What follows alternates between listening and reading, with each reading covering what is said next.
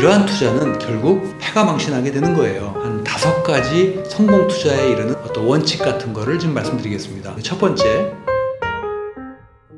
요즘엔 일명 동학뱀이라는 단어가 유행을 할 정도로 이제 막 주식시장에 입문한 사람들이 많은데요. 이런 분들께 투자에 대해 쉽게 설명 부탁드립니다.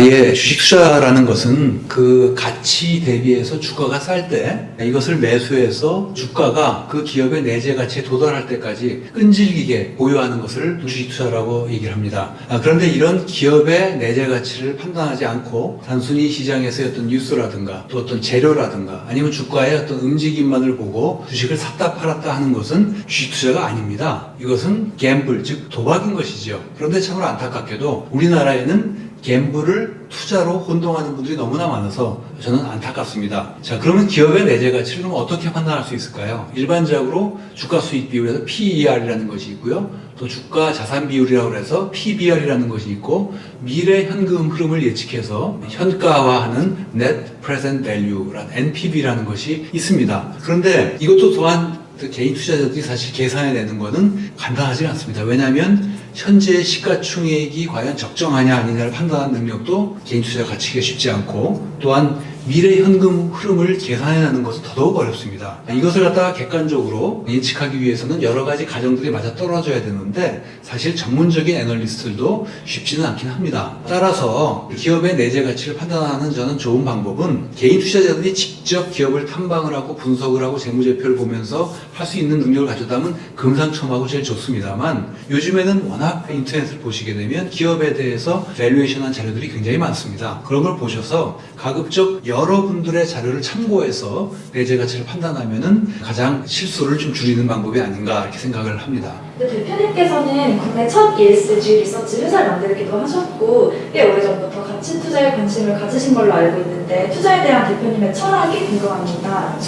예. 제가 생각하는 올바른 투자라는 것은 시대 정신에 부합하는 섹터나 종목을 찾아 나서는 것이라고 저는 생각을 합니다. 요즘의 시대 정신은 저는 크게 2가지로 생각해 볼 수 있는데요. 첫 번째는 언택트, 데이터, AI로 대표되는 디지털 트랜스포메이션, 디지털 전환, 그리고 그린과 ESG 관점에 맞는 기업과 그런 섹터, 이런 것들이 시대 정신에 맞는 거라고 보고요. 두 번째로는 경영을 함에 있어서 ESG 리스크를 잘 관리하는 또 기업들이 있습니다. 또 지배구조도 투명한 기업들이 있습니다. 이런 기업들을 찾아서 장기 투자하는 거라고 저는 봅니다.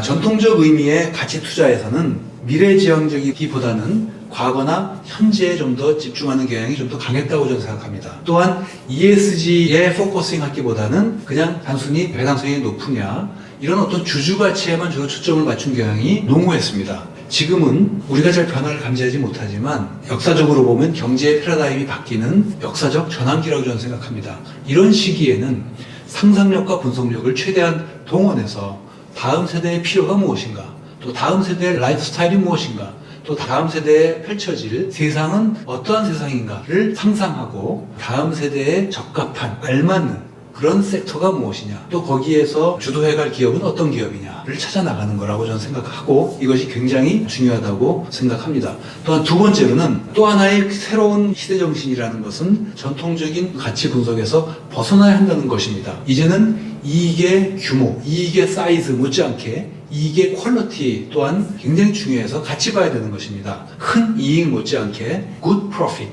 좋은 이익을 창출하는 그런 기업에 주목해야 한다는 뜻입니다. 예컨대 협력사들에게 불공정하게 단가를 후려치거나 또 종업원들을 단순히 비용 요인으로만 파악을 해서 임금을 너무나 턱없이 낮게 준다거나 또 복지를 소홀히 한다거나, 그러면 자연스럽게 기업의 이익은 늘어나겠죠. 또 폐기물이라든가 이런 환경 같은 것들에 대해서 부하를 자꾸 일으키면서 안 좋은 유해 물질들을 배출하면서, 그리고 그런 것들을 처리하는 코스트를 아끼면서 경영을 하게 되면 기업의 이익은 높아지겠죠. 배당 지원은 많아지겠죠. 그렇지만 그런 이익은 좋은 이익이 결코 아닙니다. 이익의 사이즈는 클지 모르지만 나쁜 이익인 것이에요. 이제 소셜 미디어의 시대, 또 패러다임이 바뀌는 이러한 시대, ESG와 관련된 규제가 점점점 높아지는 시대에는 그런 거를 잘 못하는 기업은 결국 나중에는 엄청난 과징금을 묻는다든가 또 이해관계자로부터의 어떤 레퓨테이션 문제들이 발생하면서 결국은 오래 갈 수 없는 그런 기업이 되는 것입니다. 그래서 good profit을 추구하는, 즉 ESG를 잘하는 그런 기업에 주목하는 것이 전 투자에 있어서의 중요한 원칙이라고 생각합니다.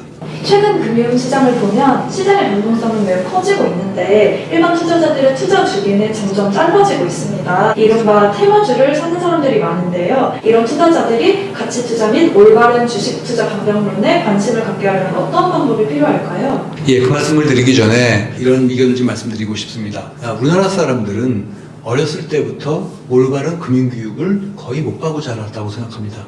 올바른 금융교육이라는 것은 재테크 기법을 배우는 것이 금융교육이 아닙니다. 금융교육이라는 것은 자신의 어떤 인생 주기를 설정을 하고 생각을 하고 그 과정에서 어떻게 돈을 벌고 어떻게 돈을 소비하고 투자하고 관리할 것인가의 전반적인 것들을 갖다가 배우는 그런 것들이 올바른 금융교육인 것입니다. 우리나라 사람들은 일반적으로 이런 올바른 금융교육을 못 받은 상태에서 성인이 돼서 주식 투자를 하게 되면 증권사의 보고서라든가 또 PB들에 의해서 재테크하는 것을 올바른 금융인 것처럼 알면서 금융을 접하게 되고 또 주식 투자를 하게 되는 것입니다. 여기에 대한 큰 문제가 있다고 생각합니다. 그런데 일반적으로 증권회사들은 굉장히 상업화된 조직인 거예요. 그들이 투자 가이드를 줄 때는 무의식적이든 의식적이든 자기들의 영업수익, 즉 레비뉴와 연관을 짓게 되는 것입니다. 그러니 투자를 하게 되면 마켓 타이밍을 자꾸 예측을 해서 샀다 팔았다 하게 하는 이런 거를 가르치는 겁니다. 그리고 시류에 따라서 어떤 패션에 따라서 어떤 이벤트가 막 발생을 하면 거기에 맞는 주식들을 막 소개를 하는 것이 이른바 테마주인 것인데 이 테마주를 갖다가 자꾸 예측을 해서 추천하기도 하고 또 종목을 따라다니면서 순환매를 하라고 하기도 하고 이런 것들이죠. 이것은 주식 투자가 아니에요. 이것은 앞서 제가 말씀드렸던 것처럼 갬블입니다. 갬블. 참으로 안타깝지만 한국의 이런 구조 때문에 우리나라 일반적인 투자자들이 테마주 투자가 투자인 것으로 혼동하게 된다고 생각합니다. 그렇지만 이러한 투자는 결국 불행만 안겨주게 됩니다. 결국은 해가 망신하게 되는 거예요. 따라서 여러분들이 이런 테마주 투자 이런 것들에 대해서는 가급적 눈을 감고 귀를 닫으시고요. 앞서 제가 말씀드렸던 정석 투자에 입각한 그리고 긴 호흡에 입각한 그런 투자를 하셔야 된다고 생각합니다. 가치 투자를 의시해서 주식 투자를 시작할 때 주의해야 할 점은 없을까요? 예, 저는 34년 동안 주식 투자를 해왔습니다. 주식 투자를 하는 과정에서 크게 성공한 사람도 봤고요. 정말 인생이 망가진 사람도 저는 굉장히 많이 봐왔고요. 심지어는 자살하는 사람, 또 서로 죽이고 죽는 과정도 저는 굉장히 많이 목격했습니다. 그런 과정에서 주식 투자에서 나름 고민을 많이 해봤는데요. 제가 34년의 경험을 통해서 얻은 한 5가지 성공 투자에 이르는 어떤 그런 원리라고 그럴까요? 어떤 원칙 같은 거를 좀 말씀드리겠습니다. 첫 번째, 시대 정신에 부합하는 1등 섹터에만 주목하고 그 섹터의 1등 종목에만 관심을 둬야 된다고 생각합니다. 보통들 주가가 이렇게 대대상승기에 오르면 1등주가 보통 10배씩 이렇게 올라갑니다. 이렇게 올라가는 과정에서 2배, 3배 오르게 되면 고소공포증을 느끼게 돼서 1등주에 대해서 관심을 접고 2등주, 3등주로 덜 오른 그런 섹터들에 관심을 갖게 됩니다. 그렇지만 싼 게 비지떡이에요. 이런 투자는 필패 투자로 안내할 뿐입니다.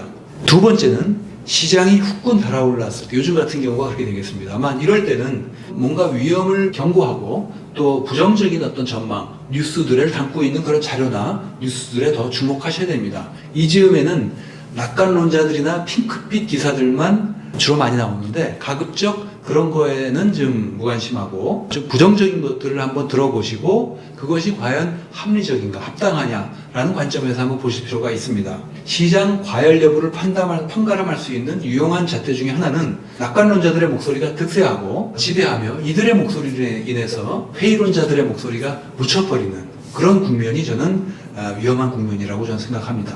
또 세 번째로는 아무리 많아도 5종목 이상 투자하면 안 됩니다. 최대한 단촐하게 포트폴리오를 가져가되 자기가 가져가고 있는 그 포트폴리오에 해당 종목에 대해서는 정말 깊이 분석하고 항상 모니터링 해야 됩니다. 자기가 투자한 기업의 대주주 집에 숟가락이 몇 개 있느냐까지 알 수 있을 정도가 돼야 된다고 저는 생각합니다.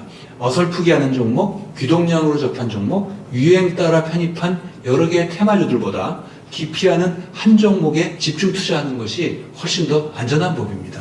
네 번째로는 심층 분석한 이후에 편입된 종목이라면 장기 투자하십시오. 장기 투자하는 과정에서 내가 갖고 있는 종목은 안 오르는데 다른 종목들은 막 올라요. 뭐 50%가 오르고 심한 경우에 더블이 오르는 이렇게 되면은 사촌이 밭을 사면 배가 아프다고 상대적인 박탈감을 느끼게 됩니다. 그렇지만 그런 거를 무시하시고 거기서 초연해져야 됩니다. 주식의 실패는 남의 떡이 커 보이는 그런 심리에서 시작이 됩니다.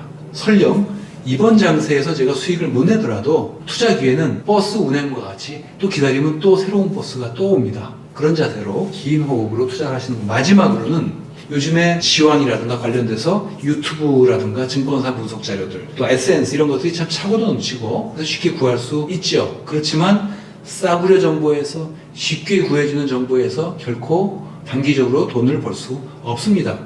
성공 투자는 굉장히 외로운 그런 여정입니다. 흡사 42.19km의 마라톤 레이스와 같습니다. 유튜버가 또 증권사 애널리스트가 내 재산에 결코 책임져 주지 않습니다. 따라서 싸구려 매체나 허접한 증권사 직원에게 내 귀중한 재산을 의탁하려는 그러한 어리석음은 절대 피해야 된다라고 저는 생각을 합니다.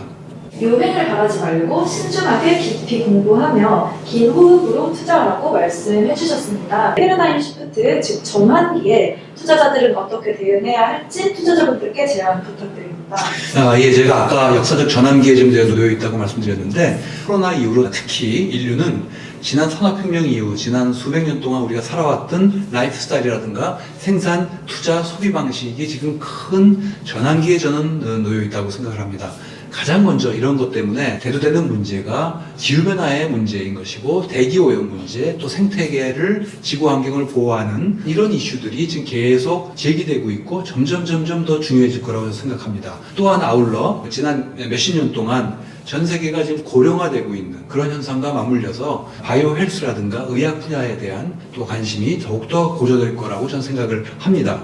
여기서 올해 열릴 다보스 포럼의 주제가 참 흥미롭습니다. 올해 다보스 포럼의 주제는 COVID-19 The Great Reset, 즉 거대한 재출발, 재설정으로 잡고 있습니다. 즉 COVID-19 이후로 이제는 전 세계적으로 경제라든가 사회라든가 문화라든가 기술이라든가 지정학적 측면에서 새롭게 리셋이 되고 있다고 얘기를 합니다. 그 다음에 이제 미시적 측면에서는 산업과 기업에 있어서도 네 가지 어떤 트렌드가 대두가 되는데 첫 번째가 앞서 말씀드렸던 것처럼 디지털화의 촉진, 두 번째가 글로벌 공급망의 재설정, 세 번째가 큰 정보화 시장, 마지막으로 네 번째 얘기하고 있는 것이 이해관계자 자본주의와 ESG의 등장을 얘기하고 있습니다. 제가 ESG는 계속 앞서서 말씀드렸습니다만 어쨌든 이런 관점에서 본다면 투자자들도 이러한 어떤 시대적인 흐름, 앞서 제가 시대정신이라는 말씀을 드렸는데 이런 시대정신에 부합하는 그러한 섹터와 기업에 더욱더 관심을 갖고 투자하셔야 된다고 저는 생각을 합니다.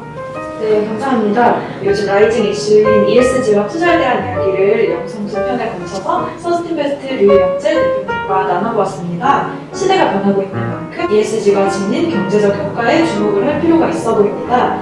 다음에 또 흥미로운 주제로 찾아뵙겠습니다. 감사합니다. 감사합니다.